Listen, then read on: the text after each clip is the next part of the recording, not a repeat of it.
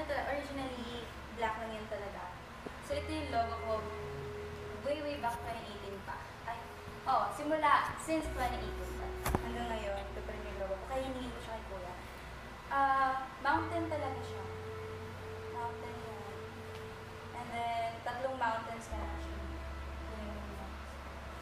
And yung ako talaga, kasi since nag-start ako sa social media and sa industry, it's always been my faith.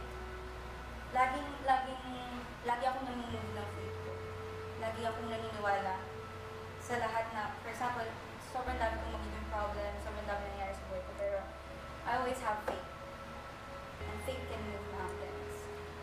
Inano ko lang siya, pinaint ko lang siya. Ito yung, ganito yung unang painting ko for my mom. And then, inisip ko yung logo na to, hinanap ko yung logo na to. Ito yung view ko sa window sa alabang. Ganito siya. And then, ito, always remember na si God kasama sa journey. May meaning yung 3 mountains. Hindi ko na lang siya maalala, pero if ever na may nanonood, nasa, ano po siya, kasi dito siya. And subscribe na din. Yeah. Subscribe. Kayo. Continue ka pa. Yes. Ganda.